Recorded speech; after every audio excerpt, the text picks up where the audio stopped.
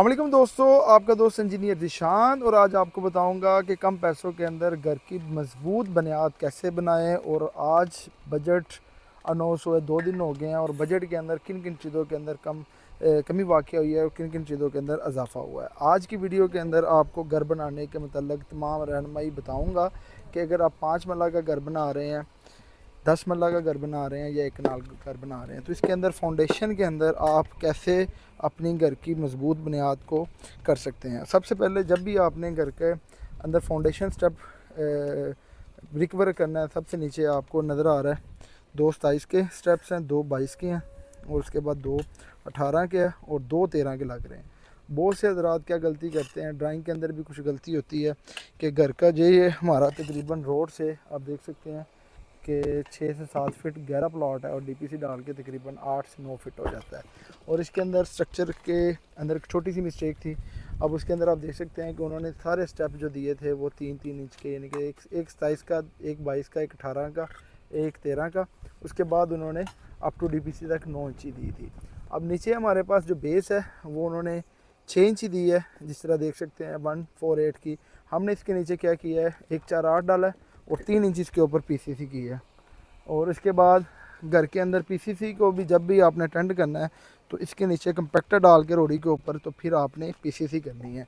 तो इस तरीके के साथ जब भी आपके मिस्त्री हजरात काम कर रहे हो फाउंडेशन के नीचे से, तो अपने मिस्त्री को कहना है कि जिस तरह स्टेप साथ साथ लग रहे हैं तो उसके साथ साथ ये जो जड़ी बनती है जिसके साथ खुदाई होती है, ये वाली, इसके अंदर बाद औक़ात लोग बड़े बड़े मिट्टी डाल देते हैं। तो इसके अंदर आपने ब्रीक मिट्टी डालनी है ताकि इसके साथ बॉन्ड हो जाए इस लेवल तक, बस इससे ऊपर आपने नहीं डालनी। और जिस तरीके के साथ अगर इसमें आप मोटी मिट्टी डालेंगे तो इधर से आपके अंदर सुराख रह जाएंगे, जिसकी वजह से बारिशें होंगी तो आपके घर के अंदर यहाँ से पानी के अंदर सीपेज होना शुरू। ये वो चीज़ है जो प्रोसेस लोग नहीं करते। अमूमन तौर पे जब भी आपने करना है इसमें ब्रीक मिट्टी डालनी है, जिस तरीके के साथ देख रहे हैं, बड़े बड़े डेले मिट्टी के नहीं डालने। और मिस्त्री हजरात कांडी के साथ भी डाल सकते हैं। तो ये वो प्रोसेस है जिसके अंदर आप घर की मजबूत बुनियाद बना सकते हैं। और इसके अंदर से सबसे पहले आपने जब भी घर की बुनियाद को ब्रिक वर्क को स्टार्ट करना है, अभी जिस तरीके के साथ गर्मी है, गर्मी के अंदर जिस तरह पानी लगा हुआ है तो पीसीसी को आपने 2 से 3 दिन अच्छे तरीके के साथ पानी लगाना है ताकि आपकी जो मजबूत बुनियाद अच्छे तरीके के साथ हो सके। जो आपका चौकीदार होगा वो बड़ा इम्पोर्टेंट रोल रखता है कि इसके अंदर आपने वक्फे वक्फे के साथ ये जो चीज़ें आपको बताई हैं कि आपके जो स्टेप्स हैं 2 27 के, 2 22 के, 2 13 के और अप टू डीपीसी तक आपने 9 इंची लगानी है। तो इस तरीके के साथ जब भी आप घर की बुनियाद मजबूत बनाने के 10 असूल बताऊंगा। सबसे पहले आपने मिट्टी की क्वालिटी को चेक करना है। अब जैसा कि ये देख सकते हैं एग्रीकल्चर लैंड है, इसके अंदर ये मिट्टी के ढेले निकले हैं। अगर लूज़ मिट्टी होती है, अगर इसको मैं तोड़ने की कोशिश कर रहा हूँ, अब ये देखें कि इसके अंदर ये टूट नहीं रही, सख्त मिट्टी है, एग्रीकल्चर लैंड है। अगर आपकी ज़मीन के अंदर जो मिट्टी होती है वो आपकी अगर कमज़ोर होगी तो आपने ज़्यादा गहरी बुनियाद करनी है।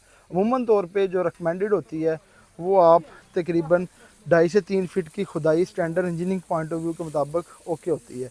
जब भी आपने घर के अंदर कवर करना है, नीचे से अच्छे तरीके से सफाई करके पीसीसी होगी। ये बहुत से हजरात पीसीसी नहीं करते और डायरेक्ट ही रोड़ी डाल के इसके ऊपर ही घर की बुनियाद को अटेंड कर लेते हैं, जिसकी वजह से जब बारिशें होती हैं ज़्यादा तो गहरे प्लॉट होते हैं वही अफेक्टेड होते हैं। और इस तरीके के साथ आप अपनी जो घर की बुनियाद है उसको मजबूत बनाएंगे। और कम पैसों के अंदर आपको ये बुनियाद बनाने का तरीक़ाकार बता रहा हूँ। और इसके अंदर से बुनियाद की मजबूती का अंसार ज़मीन पर होता है। नरम या बड़ी हुई मिट्टी पर ख़ास एहतियात करें। और जब भी आपने गस्सों की फिलिंग करनी है तो आपने स्टेप बाय स्टेप करनी है, ज़्यादा डायरेक्ट एक दफ़ा नहीं कर लेनी। अगर बजट इजाज़त दे तो सॉइल टेस्ट करवाएं। सॉइल टेस्ट करने से आपको पता होगा कि मेरे घर के अंदर कॉलम्स की जगह के ऊपर आएंगे, बीम्स प्लिंथ बीम की जगह के ऊपर आएगा। अब जैसे ये बीम डला गया है प्लिंथ बीम, तो ये डिपेंड है, ज़्यादा गहरे प्लॉट है। ऊपर डीपीसी आप खुद दे सकते हैं कि ये तकरीबन 8 से 9 फीट हाइट के ऊपर प्लॉट बन जाता है और फिर इसके ऊपर सुपर स्ट्रक्चर की चिनाई है। अब इस घर के अंदर भी प्लिंथ बीम नहीं है। आउटर साइड के ऊपर आपने लाजमी प्लिंथ बीम डालना है। अंदर की तरफ आप तेगा डाल के भी डाल सकते हैं और पूरे घर के अंदर भी प्लिंथ बीम डाल सकते हैं। और इसकी में गलती कहाँ से होती है, मिट्टी चेक किए बगैर फाउंडेशन को स्टार्ट कर देते हैं और इसके बाद बुनियाद की गहराई मुनासिब रखें और बहुत से हज़रात क्या करते हैं, जब फाउंडेशन को स्टार्ट करते हैं तो फाउंडेशन के अंदर की खुदाई है, आप जिस तरीके के साथ देख सकते हैं कि 2 फीट वो है और इससे नीचे हम 1 फीट गए हैं, उसके बाद फिर पीसीसी हुई है। अब किसी जगह के ऊपर अप है प्लॉट, किसी जगह पर डाउन है, तो आपने साथ वाली बिल्डिंग के ऊपर जहाँ तक बिल्डिंग है उस लेवल तक आपने जाना है। अगर वो ऊंचे हैं तो आपने डाउन जाना है, स्टेप बाय स्टेप आपने अपने घर की फाउंडेशन को मजबूत करना है। और कमज़ोर मिट्टी ज़्यादा गहराई, मजबूत मिट्टी निस्बत कम गहराई, सिर्फ मिस्त्री के मशवरे पर नहीं बल्कि इंजीनियर के डिज़ाइन के मुताबिक आपने घर की कंस्ट्रक्शन को स्टार्ट करना है।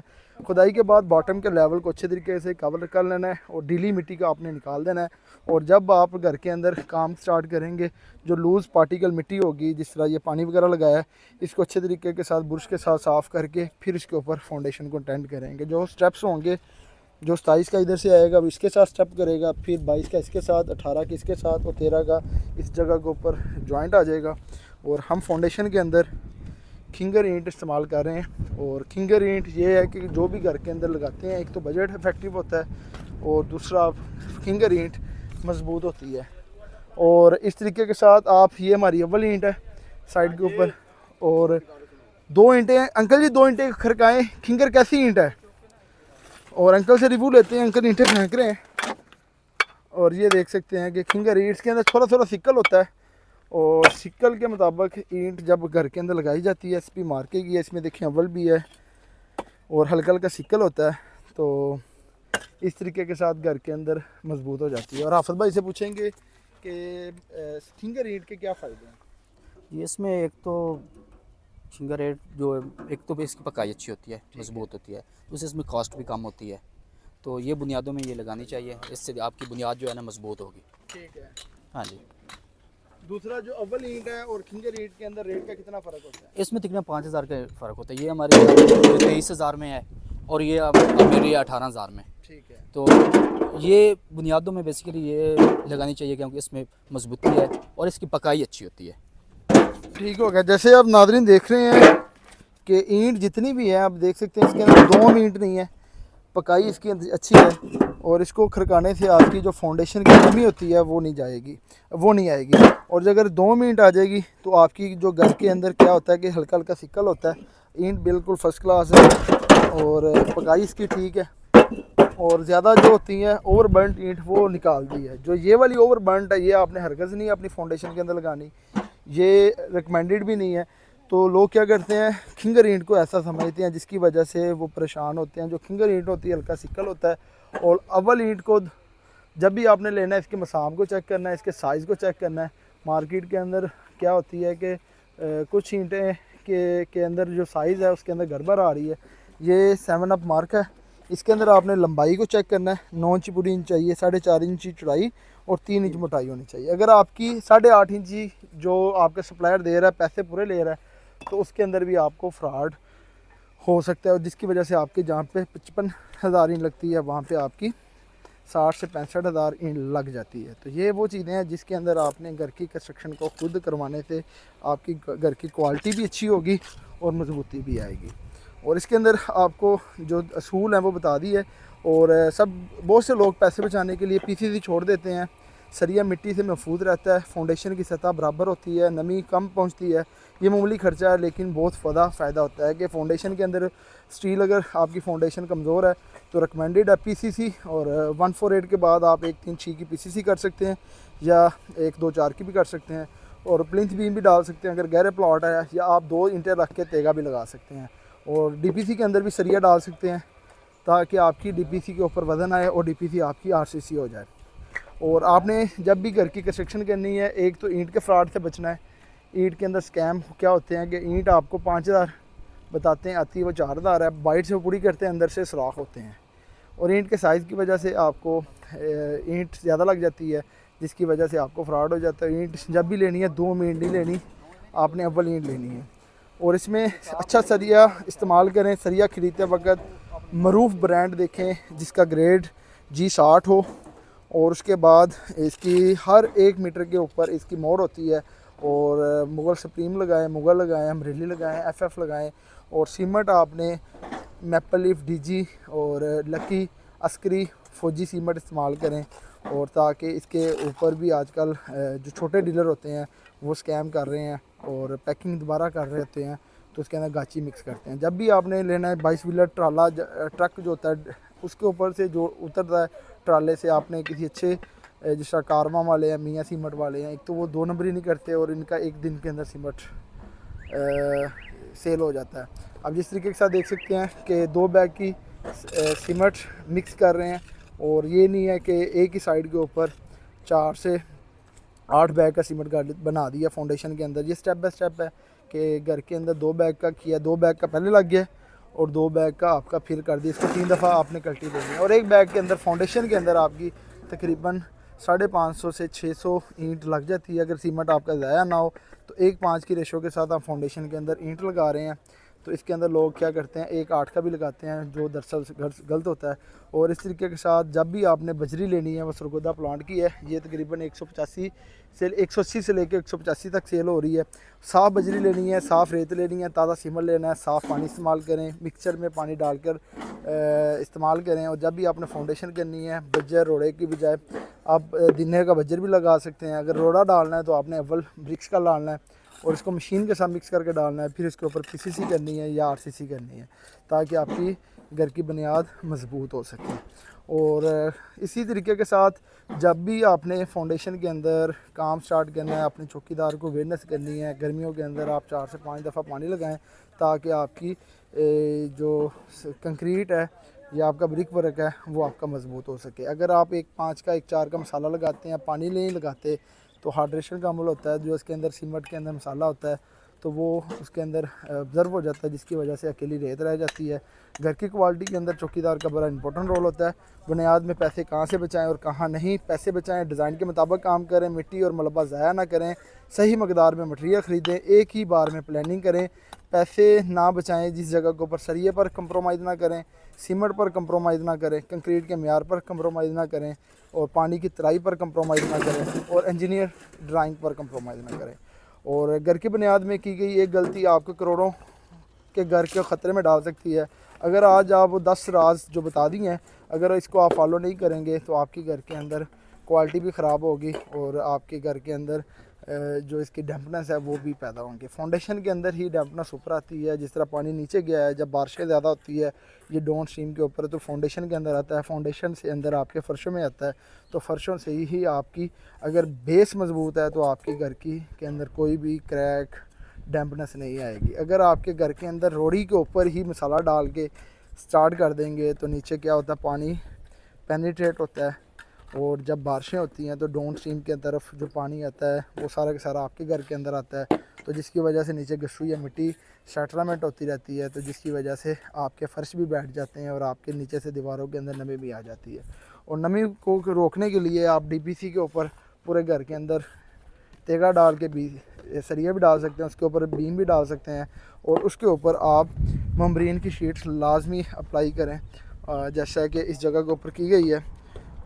ये मम्ब्रेन है, सेल्फ मेड है और जिस तरह ये देख सकते हैं नीचे से नमी ऊपर नहीं आएगी। और पूरे घर के अंदर 2 डीपीसी डाली गई हैं और एक नीचे है एक ऊपर है और पूरे घर के अंदर यही घर के अंदर आपको बचाएगी। और इसको अंदर से बल्टी का डीपीसी भी करेंगे प्लस्तर करके ताकि आपकी घर की जो डैम्पनेस ऊपर ना आए। और आज की वीडियो के अंदर आपको घर बनाने का तरीक़ेकार बता दिया है। अगर आप 5 मरला की घर की फाउंडेशन बनाते हैं तो इसके अंदर आपकी ये जो इलाका डोन है इसके अंदर आपकी तकरीबन जो ईंट है 28 से 30 हज़ार ईंट लग जाती है। और एक अच्छी ईंट का जो आज का रेट है वो तकरीबन 23 रुपये है। और खिंगर अगर आप लगाते हैं तो उसके ऊपर आपके पास जो रेट है वो 18 से 19 रुपये है। और हम खिंगर ईंट लगा रहे हैं, 30,000 ईंट को वैल्यूएशन करते हैं और 18.5 रुपये तकरीबन 5.5 लाख की आपकी ईंट के ऊपर ख़र्चा आएगा। आपके तकरीबन 100-150 बैग तकरीबन फाउंडेशन तक डी प्लॉट है। इसके अंदर डीपीसी भी है, प्लिंथ बीम भी है। और इस तरीके के साथ आज का जो रेट है सीमेंट का वो तकरीबन 1580 रुपये है, तकरीबन 2,30,000 रुपये इसके ऊपर है। और 5,50,000 रुपये की ईंट है और रोड़ी है और ठेकेदार की मजदूरी है और गस्सू के ऊपर 2.5 लाख रुपये खर्चा आएगा और तकरीबन 2.5 से 2.5 लाख रुपया लेबर के ऊपर ख़र्चा आ जाएगा जो फाउंडेशन के ऊपर काम करेंगे। प्लिंथ बीम 2 से 2.5 लाख, इसको जब एवरेज करते हैं गस्सू तक डीपीसी तक तो आपकी जो बजरी आई है वो तकरीबन 1,66,000 रुपये का एक डंपर है।